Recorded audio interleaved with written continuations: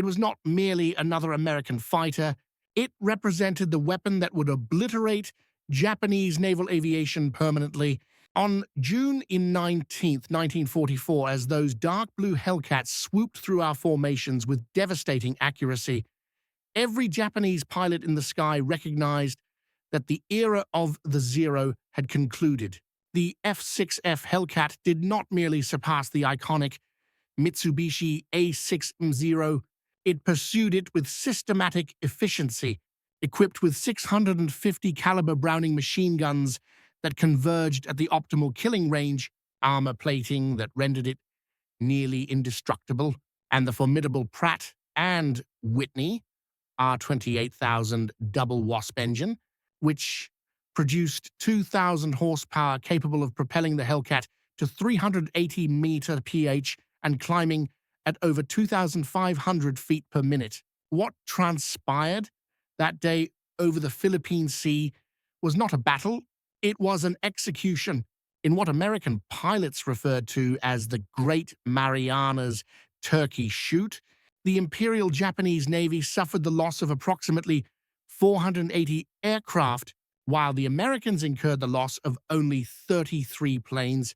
This is the authentic account of how the F6F Hellcat emerged as the most successful fighter aircraft in naval history, achieving an extraordinary kill ratio of 19-1, and how it vanquished the once invincible Zero in the most decisive carrier battle ever fought.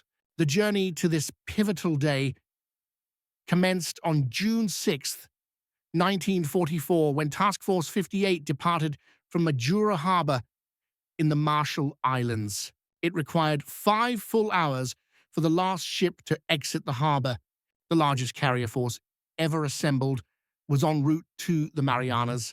Vice Admiral Mark A. Mitchell, the legendary pioneering aviator who had been flying since 1915, commanded this vast armada from his flagship, the USS Lexington. This force comprised 15 fast carriers, 7 battleships, 21 cruisers, and 69 destroyers, spread across miles of ocean. The carriers alone housed 956 aircraft, with 475 of them being F6F Hellcats. The force was structured into 4 task groups, each capable of independent operations. Task Group 58.1, under Rear Admiral J.J. Jew Clark, aboard the USS Hornet, included the Yorktown, Belleau-Wood, and Bataan. Task Group 58.2, led by Rear Admiral A.E. Montgomery from the USS Bunker Hill, comprised Wasp, Metairie, and Cat. Task Group 58.3, under the command of Rear Admiral J.W. Reeves aboard the USS Enterprise, included Lexington, Princeton, and San Jacinto. Task Group 58.4, commanded by Rear Admiral W.K. Harold from the USS Essex, consisted of Langley and Copens. In opposition to this force, Admiral Jizaburo Ozawa was able to assemble 9 carriers with around 430 aircraft. The first mobile fleet featured the latest carrier Taihaho as Ozawa's flagship, along with the Pearl Harbor veterans Shukaku and Zuikaku, in addition to Juno, Hio, Ruo, Cheetos, Chiyoda, and Zuho.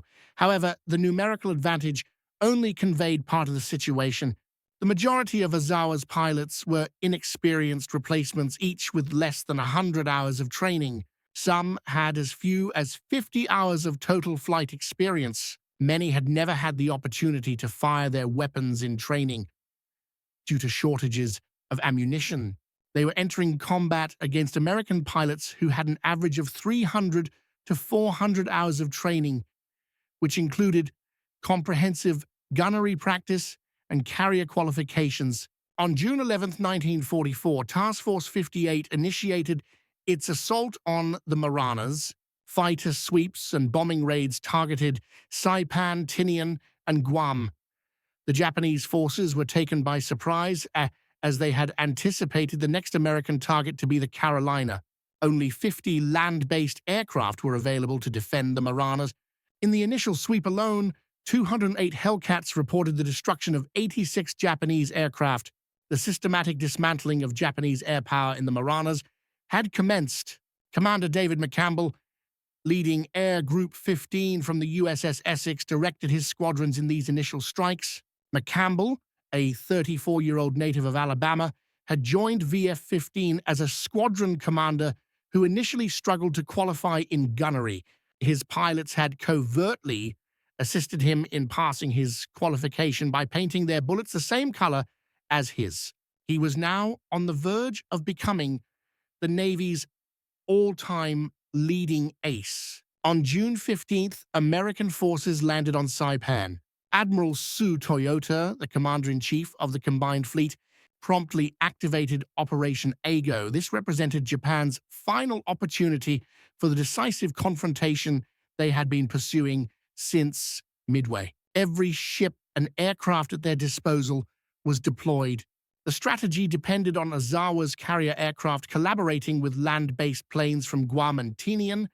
In addition to the benefit of the longer range of Japanese planes, they could launch attacks from beyond the reach of American forces, land on Guam to refuel and rearm, and then launch another strike. However, the Americans possessed advantages that Ozawa did not fully recognize. Task Force 58's radar was capable of detecting incoming attacks from 150 miles away. Fighter directors in each carrier's combat information center could guide Hellcats to optimal intercept positions. The proximity-fused anti-aircraft shells, which remained classified as top secret, would obliterate any aircraft that managed to penetrate the fighter screen. Most crucially, the F6F Hellcat was specifically engineered to eliminate Zeros. The morning of June 19th commenced with pre-dawn preparations. In VF-16's ready room aboard the Lexington, Lieutenant Junior Grade Alexander Vraciu reviewed his plotting board and equipment. Already an ace with 12 victories, Vraciu had spent months as a wingman to Edward Butch O'Hare, gaining insights from the Navy's first ace. Now flying with VF-16, he was on the verge of experiencing the most remarkable day of his career. At 7:45 hours, the submarine USS Albaur, under the command of Lieutenant Commander James Blanchard, launched 6 torpedoes at Ozawa's flagship, Taiho. Warrant Officer Sakio Kumatsu, flying above, observed the torpedo wakes and intentionally crashed his aircraft into one torpedo to protect the ship. His selfless act destroyed one torpedo, but another impacted Taiho's forward elevator pit. The damage appeared minor, yet ruptured fuel lines were already releasing lethal vapors into the vessel. An inexperienced damage control officer made a critical mistake by opening the ventilation system to eliminate the fumes. Instead, this action disseminated them throughout the ship. At 15:32 hours, Taiho would detonate and sink, claiming the lives of 1,650 men. At 08:30, radar operators throughout Task Force 58 detected the initial Japanese strike wave. 69 aircraft were launched from Ozawa's carriers at their maximum range. The fighter directors immediately commenced their operations. The radio crackled with the message, Vector 250, Angels 25, bogies approaching. Hellcats that were already airborne ascended to gain an altitude advantage. Those on the deck hurried to launch. Commander Charles Brewer, who was leading VF-15 from the Essex, was among the first to detect the incoming raid. Tally-ho, bandits bearing 265, distance 40 miles. Angels 18, the formidable killing machine of American naval aviation, sprang into action. Hellcats from various carriers converged on the Japanese formation, guided by fighter controllers who had a comprehensive view of the entire battle unfolding on their radar screens. The Japanese pilots maintained a tight formation, flying straight and level towards their targets. This was their first and ultimately fatal mistake. Lieutenant Commander Paul Buey, who commanded VF-16, later recounted the interception. They approached in perfect formation as if they were on parade. Our pilots could hardly believe it. They simply held their formation while we decimated them. Commander McCampbell led 12 Hellcats from VF-15 at an altitude of 25,000 feet when he spotted the enemy formation below. I executed a modified high-side run, he later wrote, and only my starboard guns fired, which caused me to enter a violent skid. The guns were charged twice more, and since my target had dived and gained high speed, a chase ensued. The Judy dive bomber he was pursuing attempted to evade, but McCampbell's Hellcat was swifter. His 6 guns converged, resulting in the Judy's explosion. The massacre had commenced. McCampbell destroyed 5 Judy dive bombers during the morning engagement, and later that afternoon shot down 2 Mitsubishi A6 Emuros over Guam, achieving a total of 7 victories on June 19th. His wingman, Lieutenant Roy Rushing, would later make a name for himself at the Battle of Leyte Gulf in October. Meanwhile, Lieutenant Junior Grade Alexander Vraciu was facing his own challenges. His F6F supercharger had malfunctioned, restricting his altitude and speed. Unable to maintain pace with his squadron, he guided his division back towards the task force. As they neared, Vraciu noticed a significant formation of Judy dive bombers approaching the American vessels. What transpired next became legendary. They were so densely packed against the water below, Vraciu later recounted, I felt like a child with a plate of cookies, fearful that someone else might take some, despite having more than enough to satisfy myself. In merely 8 minutes, utilizing only 360 rounds of ammunition, approximately 10 rounds per gun per kill, Vraciu downed 6 Judy dive bombers, demonstrating nearly flawless marksmanship. Upon landing on the Lexington, Vraciu exited his Hellcat and, still in his flight gear, raised 6 fingers for the photographers. The image became iconic, with the smiling young ace representing American supremacy in the skies. When he examined his aircraft, he found the wingfold pins were sticking out. He had completed his most significant mission with his wings only partially secured. The initial wave was being decimated. Out of 69 Japanese aircraft, 42 were shot down. The few who managed to return to their carriers reported scenes of devastation. Hellcats were everywhere, descending from above and from the sides, always exhibiting superior speed and firepower. The second wave of 128 aircraft launched at Aero 900 faced an even grimmer outcome.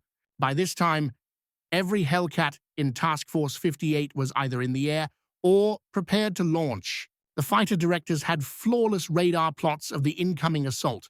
The Japanese flew into a barrier of Hellcats positioned at optimal intercept altitudes.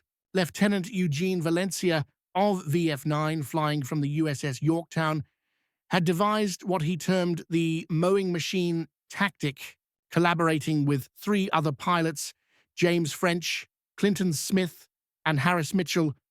Valencia had established perhaps the most lethal division in naval aviation. They would later claim 50 victories collectively, but on June 19th, they were part of the broader defensive operation. Fighting Squadron 1 from Yorktown experienced a remarkable day. Under the leadership of Commander Smoke Strain, VF-1 claimed 37 Japanese aircraft destroyed. Lieutenant Junior Grade George Carr successfully shot down 5 enemy planes in a single day, earning the title of Ace. The squadron's Hellcats descended from an altitude of 24,000 feet into a swarm of Japanese aircraft situated 10,000 feet below, with their 6 guns firing relentlessly. The technical advantages of the Hellcat were indisputable. While the Zero had a loaded weight of 5,313 pounds, the Hellcat weighed 12,598 pounds. This additional weight was due to armor plating, self-sealing fuel tanks, and enhanced structural integrity. The pilot of the Zero was shielded by a flimsy aluminum panel, whereas the Hellcat pilot enjoyed protection from armor plating located behind and below bulletproof glass in the front. The fuel tanks of the Zero were susceptible to explosion from a single incendiary bullet, while the Hellcat's tanks were designed to seal themselves with layers of rubber that expanded upon being punctured. The disparity in engine performance was equally significant. The Pratt and Whitney R2800's 10 engine of the F6F3 produced 2,000 horsepower, which could be boosted to 2,200 horsepower for combat emergencies through water injection. In contrast, the Nakajima Sakai 21 engine of the Zero could only generate 1,130 horsepower. This disparity allowed the Hellcat to outclimb, outdive, and outrun the Zero at any altitude. At 20,000 feet, where much of the aerial combat occurred, the Hellcat could ascend at a rate of 2,000 feet per minute, while the Zero could manage only about 1,500 feet per minute, a rate that diminished rapidly with increasing altitude. The armament further illustrated the differences. The Hellcat was equipped with 6 50 caliber Browning M2 machine guns, each holding 400 rounds, totaling 2,400 rounds. These guns were bore-sighted to converge at a specific distance, creating a lethal cone of destruction. Conversely, the Zero typically carried 2 Type 99 20mm cannons, each with only 60 rounds, in addition to 2 7.7mm Type 97 machine guns. Although the 20mm cannon was more powerful per round, the limited ammunition forced Zero pilots to exercise extreme caution in their shooting. In contrast, Hellcat pilots could unleash prolonged bursts, guiding their tracers onto the target at 1,000 hours. The third wave of 47 aircraft approached, originating from Ozawa's Carrier Division, which included 2 Junos, Hio, and Raiwo. They quickly became disoriented, failing to track the movements of the Americans, and only 7 would make it back to their carriers. Lieutenant Zenji Abe, a veteran of Pearl Harbor flying from Juneau, was among the few seasoned pilots in this wave. After being compelled to crash land on Rota Island due to fuel exhaustion, he assessed his damaged aircraft and remarked, "I have never seen so many Grummons." His plane was covered in bullet holes. Commander James Jigdog Ramage, who was leading Bombing Squadron 10 from the Enterprise, observed the fighter pilots in action. "Our fighters truly had a field day. The Japanese approached in perfect formations, and our boys simply tore them apart. It resembled a training exercise, except the targets were real." The fourth wave of 82 aircraft that launched at 1100 hours met a similar fate. By this time, American pilots were nearly feeling pity for their adversaries. Ensign William Spiderweb of VF2 later reflected, "They were so inexperienced, they maintained formation. While under fire, they did not even attempt evasive maneuvers. It was both remarkable and tragic to witness such courageous men flying towards certain death." However, not all American pilots emerged unscathed. Commander Charles Brewer of VF-15, after downing 3 enemy aircraft, was himself shot down and killed over Guam. His demise served as a reminder that even during a turkey shoot, war exacted its toll. Lieutenant Commander James Flatley assumed command of VF-15, maintaining the squadron's devastating effectiveness. At 11:18 hours, the USS Kavala, under the command of Lieutenant Commander Herman Clear, launched 6 torpedoes at the carrier Shukaku. The submarine had positioned itself perfectly, and 3 torpedoes struck their target. The Pearl Harbor veteran, displacing 32,100 tons when fully loaded, sank with significant loss of life. 2 of Japan's newest and largest carriers were now lost. The advantage provided by radar cannot be overstated. The SK and SK-2 radar systems were capable of detecting aircraft at 150 miles, granting the Americans a warning of 30 to 40 minutes regarding incoming raids. The Japanese relied solely on visual detection, typically spotting American fighters only when they were already in firing position. Lieutenant Joseph Edgar, the fighter director on board the Lexington, was recognized for directing fighters to intercept 35 enemy aircraft. He had a comprehensive view of the entire battle on his radar screen, akin to a chess master who perceives the whole board while his adversary can only see individual pieces. The fighter direction system was groundbreaking. Each carrier's combat information center was a dimly lit room filled with radar screens, plotting boards, and communication equipment. Skilled fighter directors were capable of tracking multiple attacks, directing fighters for interception, alerting about incoming threats, and coordinating the overall defense. They communicated in calm, measured voices, even as numerous enemy aircraft approached. Vector 270 Angels 20 bogies approaching. Investigate and report. Lieutenant Commander William R. Killer Kane, who commanded Air Group 10 from the Enterprise, flew on both June 19th and 20th. In his diary, he noted the greatest air defeat suffered by any nation ever. Kine had commenced the war flying outdated aircraft against superior Japanese pilots. Now, he led squadrons equipped with the finest fighter in the world, flown by exceptionally trained pilots, guided by radar controllers who had a complete view of the situation. The American training system was arguably the most significant advantage. By June 1944, new pilots arrived with 300 to 400 hours of flight experience. They had practiced carrier landings numerous times on converted Great Lakes paddle wheelers. They had discharged thousands of rounds during gunnery training. They were intimately familiar with their aircraft. In contrast, Japanese pilot training had deteriorated. Where they once produced highly skilled pilots with over 500 hours of training, by 1944, they were sending young men into combat with only 50 to 100 hours of total flight time. The rotation system amplified American advantages.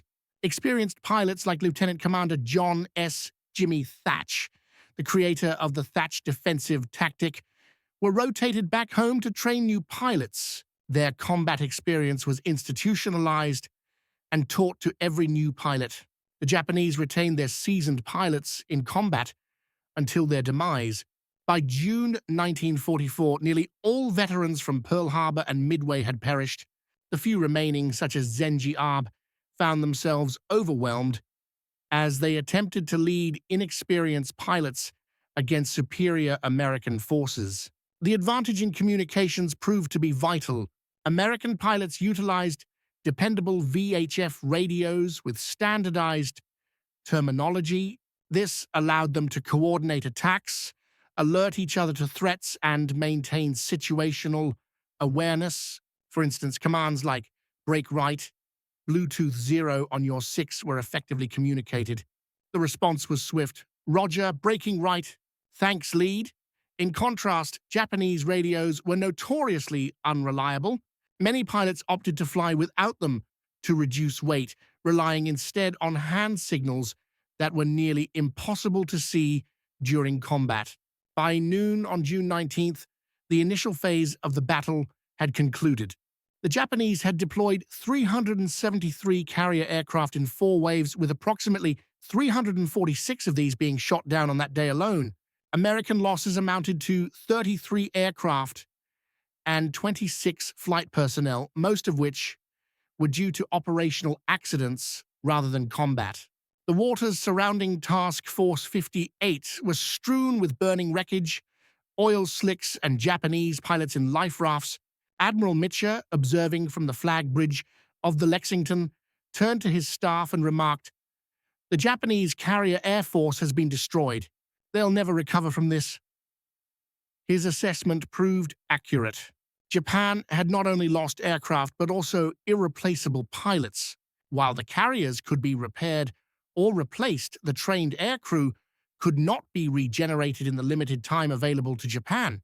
The afternoon continued to see action over Guam and Rota as American fighters intercepted Japanese aircraft attempting to land and refuel.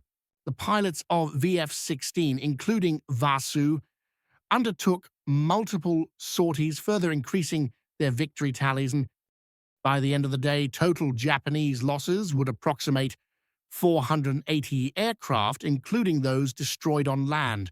The maintenance crews performed remarkable feats, repairing damaged Hellcats overnight, ensuring they were ready to fly again the following day. The American logistics system efficiently supplied fuel, ammunition, and spare parts in vast quantities. Each carrier possessed machine shops that were capable of producing parts. Damaged engines were replaced within hours. Meanwhile, the Japanese faced difficulties in maintaining their remaining aircraft, resorting to cannibalizing damaged planes for components. As the sun set on June 19th, Admiral Ozawa still held out hope that he could salvage something from the catastrophe. He was unaware of the extent of his losses. Returning pilots reported having shot down hundreds of American aircraft. In truth, they had downed almost none. The few Japanese pilots who survived were fatigued, demoralized, and traumatized by the events of the day. June 20th ushered in the second phase of the battle, the American counterstrike. Search planes had been scouring the area for the Japanese fleet throughout the day. At 15:40, Lieutenant Robert Nelson from the Enterprise finally located them 275 miles west of Task Force 58. This was at the extreme range for American aircraft, and launching so late meant they would return after dark. However, Mitchell did not hesitate. He ordered the launch. At 16:24, Task Force 58 commenced the launch of 216 aircraft, including 85 Hellcats, 77 dive bombers, and 54 torpedo bombers. Every pilot was aware of the risks involved. They would be flying to the very limit of their range. Many would not have sufficient fuel to return, but the opportunity to eliminate the Japanese fleet was too significant to overlook. Lieutenant Commander Ramage led VB-10's Dauntlesses from the Enterprise. As they neared the Japanese fleet, he observed 3 carriers, battleships, cruisers, and destroyers spread across miles of ocean. The few remaining Japanese fighters ascended to intercept, but they were quickly overwhelmed by the escorting Hellcats. The attack was chaotic yet effective. The carrier Hio sustained several bomb and torpedo hits and ultimately sank. Zuikaku was severely damaged, as were the carriers Juno and Chiyoda. The battleship Haruna was struck by a bomb, and 2 oilers were sunk. However, the true drama unfolded during the return flight. As darkness descended, American aircraft began to run low on fuel. The radio was filled with urgent distress calls. "This is Blue 7, engine failure. Going down. Red 3 ditching. Requesting assistance." Pilots observed their fuel gauges nearing empty, assessing whether they could return safely. Admiral Maita made one of the most renowned decisions of the war. In spite of the submarine threat, he commanded, "Turn on the lights." Every vessel in Task Force 58 was illuminated. Searchlights were directed skyward. Flight deck lights shone brightly, and even star shells were fired into the sky. It resembled Times Square in the heart of the Pacific Ocean. Lieutenant Commander John Gray of VF-18 later recounted the event. "I was down to fumes when I noticed those lights. It was the most magnificent sight of my life. I had no preference for which carrier. I simply required a deck. I landed on Yorktown instead of Hornet, but they welcomed me as if I belonged there." The recovery operation was chaotic. Aircraft landed on any available deck. Some crashed upon landing, obstructing flight decks. Others ditched alongside ships. Destroyers rescued pilots from the water. Out of the 216 aircraft launched, 80 were lost, yet most of the pilots were saved. The human toll was 49 aircrew killed or missing, still fewer than the Japanese losses in pilots from a single carrier. Commander Kane noted in his diary, Mitchell took a significant risk by illuminating the fleet, but he saved many good men. That is the type of leader men will follow anywhere. The Battle of the Philippine Sea had concluded. In just 2 days, the Japanese had lost around 600 aircraft, 3 carriers, and 2 oilers. More critically, they had lost nearly all of their remaining trained carrier pilots. American losses totaled 123 aircraft, primarily due to fuel exhaustion, on June 20th rather than combat. The technical specifications that rendered the Hellcat superior tell the entire story. The F6F-3, the primary production variant at Philippine Sea, had a wingspan of 42 feet 10 inches and a length of 33 feet 7 inches. Its empty weight of 9,238 pounds included armor plating around the cockpit, oil cooler, and oil tank. The self-sealing fuel tanks could withstand multiple hits and continue to function. The bulletproof windscreen was capable of stopping 20mm cannon shells. The R2800-10 engine represented a pinnacle of engineering excellence. Through the use of water injection, it was capable of generating 2,200 horsepower for emergency combat situations. This engine demonstrated remarkable reliability, as numerous Hellcats returned with damaged cylinders, yet continued to operate. The 3-bladed Hamilton standard propeller was ideally suited to the engine, delivering outstanding climb performance and acceleration. The installation of armament was meticulously planned, with 6 guns arranged in a staggered formation to avoid interference, each gun fed by 400 rounds from wing-mounted boxes. The guns were calibrated to converge at a distance of 300 yards, resulting in a pattern approximately 6 feet in diameter, where all 6 streams of bullets intersected. A 2-second burst could deliver 200 rounds into that confined area, ensuring nothing could withstand it. The cockpit was engineered for combat efficiency, allowing the pilot to sit high for superior visibility in all directions. The controls were intuitively positioned and easy to operate. The gun sight was of the reflector type, projecting an aiming reticle onto a glass plate situated in front of the pilot. In contrast to the Zero, which necessitated constant control adjustments to maintain trim, the Hellcat exhibited stability and could be flown almost hands-free. The quality of production remained consistent, with German manufacturers producing 12,275 Hellcats between 1942 and 1945, peaking at 500 units per month. Each aircraft was uniform, featuring completely interchangeable parts. A Hellcat manufactured in 1943 utilized the same components as one produced in 1945. This standardization facilitated straightforward and efficient maintenance. Conversely, the Zero was still partially handcrafted in 1944, resulting in slight variations between aircraft. Quality was deteriorating as Japan faced material shortages, and many skilled workers had been conscripted into the military. The engines were unable to deliver their rated power due to subpar fuel quality and manufacturing tolerances. The fuel situation exemplified a larger issue. American carriers utilized 100-octane aviation fuel, specially refined for optimal performance, while the Japanese were limited to 87-octane fuel, which diminished engine power and exacerbated mechanical issues. American pilots were able to operate their engines at combat power without concern.